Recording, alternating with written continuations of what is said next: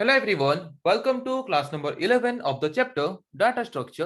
तो आज की क्लास का हमारा डिस्कशन का टॉपिक है mapping two dimensional array to one dimensional array. तो चलिए देखते हैं कि हम कैसे एक टू डायमेंशनल एरे को मैप कर सकते हैं वन डायमेंशनल एरे में। तो मैपिंग करने से पहले पहले ये हमें जानना जरूरी है कि अगर एक टू डायमेंशनल एरे यूज करके हम कोई डाटा को स्टोर करके रख रहे हैं तो उसको वन डायमेंशनल एरे में मैप करने की जरूरत क्या है और ये मैपिंग मतलब क्या है। ओके, तो चलिए शुरू करते हैं discussion. When it comes to map a two dimensional array, most of us might think that why this mapping is required. जब भी हमें टू डायमेंशनल एरे को मैप करने की या फिर वन डायमेंशनल एरे के फॉर्म में कन्वर्ट करने की बात आती है तो पहले दिमाग में ये क्वेश्चन आता है कि हमें उसको वन डायमेंशनल एरे के फॉर्म में मैपिंग करने की, कन्वर्ट करने की जरूरत ही क्या है। क्योंकि टू डायमेंशनल एरे में अगर हम देखें तो टू डायमेंशनल एरे में हम डाटा को स्टोर कैसे करके रखते हैं, टेबुलर फॉर्म में स्टोर करके रखते हैं। बट एक्चुअली अगर कंप्यूटर मेमोरी में डाटा स्टोर करने की तरीके से देखें तो computer memory one dimensional array के फॉर्म में ही डाटा स्टोर करके रखता है। चाहे वो 2D एरे का डाटा हो, 3D एरे का डाटा हो, किसी भी तरह का डाटा हो, सारे डाटा को वो वन डायमेंशनल एरे के फॉर्म में ही स्टोर करके रखता है। बट यूजर्स को हम सिर्फ रिप्रेजेंट करते हैं कि टू डायमेंशनल एरे में हम टेबुलर फॉर्म में स्टोर करके रखते हैं, थ्री डायमेंशनल एरे में अलग फॉर्म में स्टोर करके रखते हैं। बट एक्चुअली अगर देखें तो कंप्यूटर मेमोरी में हम सारे डाटा को एरे में वन डायमेंशनल एरे के फॉर्म में ही स्टोर करके रखते हैं। ओके, तो इसीलिए टू डायमेंशनल एरे के फॉर्म में हम जो भी डाटा स्टोर करते हैं वो कंप्यूटर मेमोरी में मैप होके वन डायमेंशनल एरे के फॉर्म में कैसे स्टोर होकर रहता होगा, उसको जानने के लिए हमें क्या करना जरूरी है, यहाँ पे टू डायमेंशनल एरे को वन डायमेंशनल एरे में मैप करना जरूरी है। Okay, so the size of two dimensional array is, कोई भी एक टू डायमेंशनल एरे का साइज कितना है हम कैसे जानते हैं, the number of row into the number of column. वही लिखा है, the size of the two dimensional array is equals to the multiplication of number of row and the number of column present in the array। तो suppose यहाँ पे एक array है ए, कोई भी एक एरे है A25। ओके, सपोज एक एरे है A25। तो यहाँ पे नंबर ऑफ वैल्यूज हम कितना स्टोर करके रख सकते हैं, साइज कितना है इसका, 2 इंटू 5 10, 10 टू वैल्यू स्टोर करके रख सकते हैं by using a single variable name और सिंगल एरे नेम। तो यहाँ पे कोई भी टू डायमेंशनल एरे को हम क्या कर सकते हैं, वन डायमेंशनल एरे में मैप कर सकते हैं, कन्वर्ट कर सकते हैं। क्यों? उसको कंप्यूटर मेमोरी में प्रॉपर वे में स्टोर करके रखने के लिए। तो यहाँ पे कोई भी टू डायमेंशनल एरे को मैप करने के लिए हम अलग अलग तरीके यूज कर सकते हैं।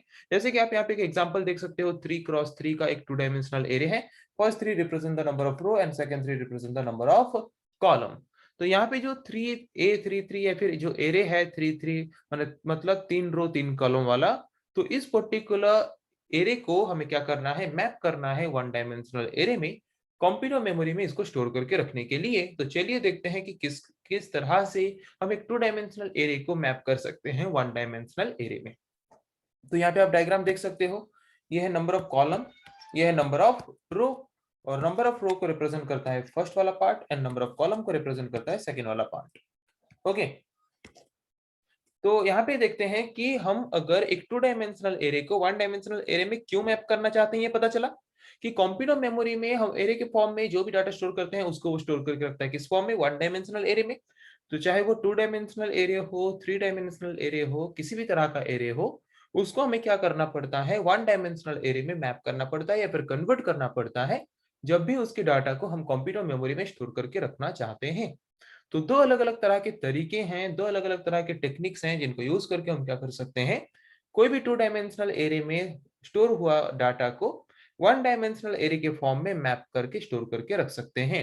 So first technique is row major ordering and the second technique is column major ordering.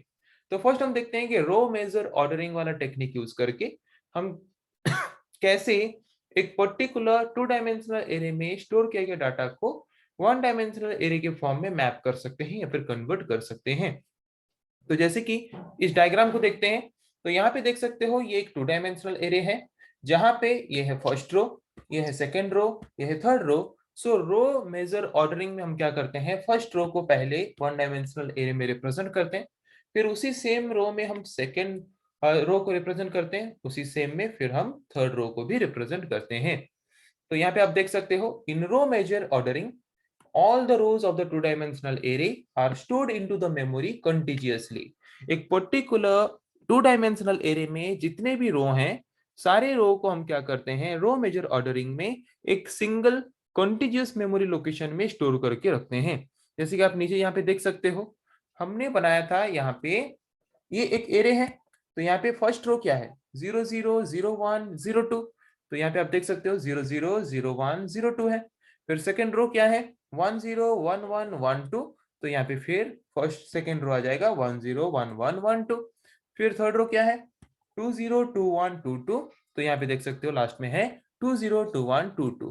तो सिंपल है, रो मेजर ऑर्डरिंग मतलब हर एक रो को हम क्या करेंगे, कंटिजियस मेमोरी लोकेशन में वन बाय वन स्टोर करके रखेंगे, एक सिंगल रो के फॉर्म में या फिर एक सिंगल डायमेंशन के फॉर्म में। तो इसको बोलते हैं रो मेजर ऑर्डरिंग।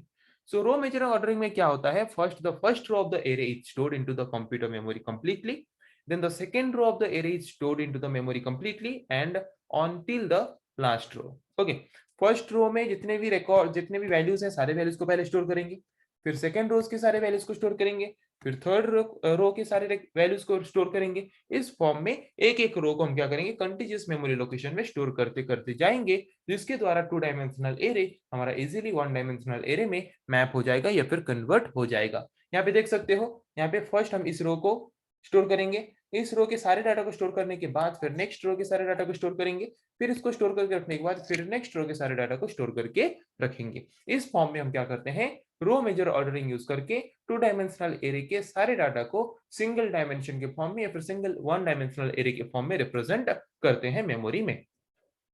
अभी हम आते हैं column majoring ordering, column major ordering technique के बारे में, कि कॉलम मेजर ऑर्डरिंग यूज करके हम कैसे एक टू डायमेंशनल एरे को वन डायमेंशनल एरे के फॉर्म में मैप कर सकते हैं। रो मेजर ऑर्डरिंग में हम क्या करते थे, हर एक रो को हम क्या करते थे, कंटिजियस मेमोरी लोकेशन में स्टोर करके रखते थे।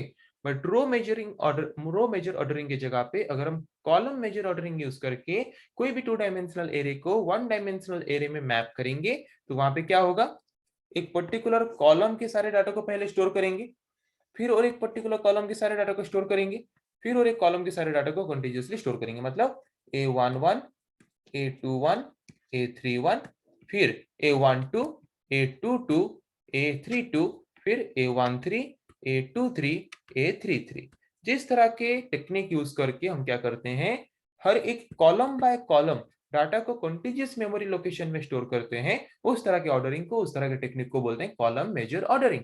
वही लिखा है, according to column major ordering all the columns of two dimensional array are stored into the memory contiguously। सारे कॉलम को हम क्या करते हैं, कंटिजियस मेमोरी लोकेशन में स्टोर करके रखते हैं। तो यहाँ पे देखो, यहाँ पे देख सकते हो, this is the first column 0 0 1 0 2 0, यहाँ पे देख सकते हो स्टोर्ड है 0 0 1 0 2 0। सेकेंड कॉलम क्या है, 0 1 1 1 2 1, सेकेंड कॉलम में 0 1 1 1 2 1। थर्ड कॉलम क्या है, 0 2 1 2 2 2 0 2 1 2 2 2।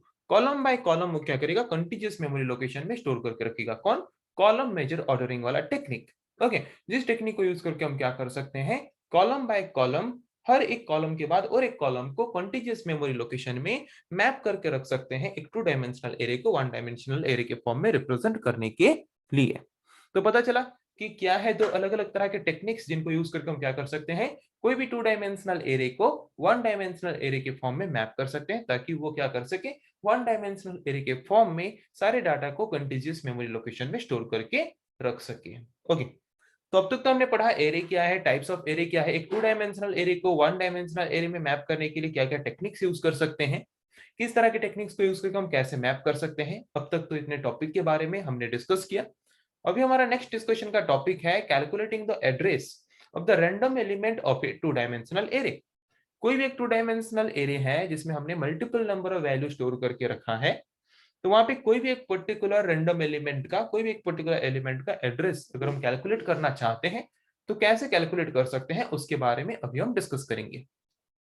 तो जैसे कि हम जानते हैं, दो अलग अलग टेक्निक्स हम यूज करते हैं कोई भी टू डायमेंशनल एरे को मैप करके वन डायमेंशनल एरे के फॉर्म में कन्वर्ट करने के लिए, और वन डायमेंशनल एरे के फॉर्म में मेमोरी में डाटा को स्टोर करके रखने के लिए। तो जबकि हम दो अलग अलग तरीके यूज करते हैं कोई भी टू डायमेंशनल एरे को वन डायमेंशनल एरे के फॉर्म में मैप करने के लिए, तो वैसे ही हम दो अलग अलग तरीके यहाँ भी यूज करेंगे क्या करने के लिए? कोई भी एक पर्टिकुलर डाटा एलिमेंट का एड्रेस को कैलकुलेट करने के लिए। ओके, सो फर्स्ट हम देखेंगे कि अगर हमने row major ordering technique use करके कोई भी 2 डायमेंशनल एरे को 1 डायमेंशनल एरे के फॉर्म में मैप किया है, तो वहां पे उस पर्टिकुलर एरे के हर एक एलिमेंट का, कोई भी एक पर्टिकुलर एलिमेंट का एड्रेस हम कैसे कैलकुलेट कर सकते हैं। सपोज एक पर्टिकुलर एरे है जिस एरे का नंबर ऑफ रो है m, नंबर ऑफ कॉलम है n। ओके, और मुझे क्या करना है, ए आई जे, मतलब कोई भी एक पर्टिकुलर मेमोरी लोकेशन का यहाँ पे एड्रेस फाइंड करना है। सपोज यहाँ पे एरे का साइज है A23। ओके, मतलब नंबर ऑफ A33 लेते हैं, number of row is 3, number of column is 3। मुझे क्या करना है, यहाँ पे A13 का एड्रेस फाइंड करना है। ओके, तो अगर A33 है, तो अगर हम रो मेजर ऑर्डरिंग यूज कर रहे हैं तो फर्स्ट क्या करेगा, 01 02, सॉरी 00 01 02, फर्स्ट रो के सारे कॉलम्स। फिर सेकेंड रो आएगा यहाँ पे 10 11 12, फिर थर्ड रो आएगा यहाँ पे 20 21 22। ओके, तो यहाँ पे अगर मैं ले रहा हूँ 1 2 का एड्रेस मुझे फाइंड करना है, तो 1 2 कहाँ पे है, यहाँ पे। तो अगर मैं ये 2 डायमेंशनल एरे यूज करके इंटीजर वैल्यू सपोज स्टोर कर रहा हूँ, और हर एक integer value suppose 4 byte of memory space reserve करता है, और इसका बेस एड्रेस, कोई भी पर्टिकुलर एरे का एड्रेस फाइंड करने के लिए सबसे पहले हमें पता होना जरूरी है उसका बेस एड्रेस। सपोज इसका बेस एड्रेस है 100। ओके, तो ये कितना मेमोरी स्पेस रिजर्व करेगा, 4 बाइट। ये कितना रिजर्व करेगा, 4 बाइट। ये कितना रिजर्व करेगा, 4 बाइट। ये कितना रिजर्व करेगा, 4 बाइट। ये रिजर्व करेगा 4 बाइट। ये भी रिजर्व करेगा 4 बाइट। तो मुझे इसका एड्रेस फाइंड करना है, तो इसका एड्रेस क्या होगा, 100 + 4 104, 108 112 116 120। तो इसका एड्रेस क्या मिला हमें, 120। तो अगर उसको फॉर्मूला के थ्रू फाइंड करें तो कैसे कर सकते हैं, बेस एड्रेस, बेस एड्रेस क्या है, 100 प्लस आई मतलब जिस पर्टिकुलर पोजीशन का मुझे एड्रेस फाइंड करना है उसका रो वाला इंडेक्स नंबर क्या है, उसका रो वाला इंडेक्स नंबर क्या है, 1, इनटू उस पर्टिकुलर रो में नंबर ऑफ कॉलम कितना है, n नंबर ऑफ कॉलम्स है, तो कितने कॉलम है, 3, 1 × 3। ओके, उसके बाद हम यहाँ पे क्या लेंगे, प्लस 1 × 3, उसके बाद जे का वैल्यू क्या है, जे का वैल्यू यहाँ पे है 2। तो यहाँ पे देखो इंटू साइज कितना हमने लिया, 4 बाइट। तो यहाँ पे देखो 3 × 1 मीन्स 3, 3 × 1 मीन्स 3, मतलब 3 पोजीशन पहले हमें आगे जाना है। 3 पोजीशन आगे जाने के बाद फिर हमें यहाँ पे क्या करना है, +2, 3 + 2 5, 5 × 4 20, 20 + 100 120, 120 आ रहा है कि नहीं। यहाँ पे एक्चुअल एड्रेस भी हमें मिला 120, यहाँ पे भी हमें मिल रहा है 120। तो इसको सिंपली कैसे आप याद रख सकते हो, कोई भी पर्टिकुलर पोजीशन का एड्रेस फाइंड करने के लिए पहले हमें चाहिए base address. Okay, base address क्या होता है, कोई भी एरे का फर्स्ट एड्रेस जो होता है वो बेस एड्रेस होता है। उसके बाद अगर मैं रो मेजर ऑर्डरिंग यूज करके एक पर्टिकुलर एरे को मैप किया हूं 1 डायमेंशनल एरे में, तो उसके लिए मुझे क्या करना पड़ेगा, पहले जिस पर्टिकुलर लोकेशन का मुझे एड्रेस फाइंड करना है उसका रो का इंडेक्स नंबर को मुझे मल्टीप्लाई करना है कॉलम के index number, column total number of column के साथ, फिर उसको प्लस करना है कॉलम के इंडेक्स नंबर के साथ और मल्टीप्लाई कर देना है साइज के साथ। ओके, तो यहाँ पे अगर हम कॉलम मेजर ऑर्डरिंग यूज करके हम एक पर्टिकुलर मेमोरी लोकेशन का एड्रेस फाइंड करना चाहें, तो वहां पे क्या चेंज होगा, बस आई के जगह पे आपको ले लेना है जे के जगह पे आपको ले लेना है आई, और एन के जगह पे आपको ले लेना है एम। ओके, इतना ही चेंज हुआ है, देख सकते हो। आई के जगह पे ले लेना है जे के जगह पे ले लेना है आई, एन के जगह पे ले लेना है एम। बस इतना ही चेंज करना है, और बाकी कुछ भी चेंजेस नहीं है। इजीली हम क्या कर सकते हैं, एड्रेस को फाइंड कर सकते हैं कोई भी एक पर्टिकुलर मेमोरी लोकेशन का 2 डायमेंशनल एरे में। ओके, समझ आ गया कि how can we find the address of a particular memory location of any element of an 2 dimensional array. एक 2 डायमेंशनल एरे में जितने भी एलिमेंट्स हैं उनमें से कोई भी एक रैंडम एलिमेंट का एड्रेस अगर हम फाइंड करना चाहते हैं तो कैसे फाइंड कर सकते हैं, उसके लिए सिंपल फॉर्मूला क्या है, दोनों में सिंपल फॉर्मूला सिमिलरिटी है। उस रो मेजरिंग ऑर्डरिंग में और कॉलम मेजर ऑर्डरिंग में दोनों में क्या माइनर डिफरेंस है, उस डिफरेंस को अगर आप ध्यान दोगे तो दोनों को इजीली फॉर्मूला याद रह जाएगा, और फॉर्मूला यूज करके हम क्या कर सकते हैं, इजीली उस पर्टिकुलर मेमोरी लोकेशन का एड्रेस फाइंड कर सकते हैं। और अगर डायरेक्टली हम ऐसे देखें तो यहां से भी हमें इजीली मिल गया, यहाँ पे हमने जो टेक्निक देखा, जिस टेक्निक के थ्रू हम रो मेजर ऑर्डरिंग या फिर कॉलम मेजर ऑर्डरिंग करते हैं, उसके थ्रू भी हम क्या कर सकते हैं, एड्रेस को फाइंड कर सकते हैं। बट सिंपल तरीके से फाइंड करने के लिए उसके लिए फॉर्मूला निकाला गया है, जिस फॉर्मूला को यूज करके हम कोई भी पर्टिकुलर मेमोरी लोकेशन का एड्रेस फाइंड कर सकते हैं। सो आज के क्लास का हमारा डिस्कशन का टॉपिक फर्स्ट ये था कि how can we map a 2 dimensional array into 1 dimensional array. दो तरह के टेक्निक यूज करके कर सकते हैं, row major ordering as well as column major ordering.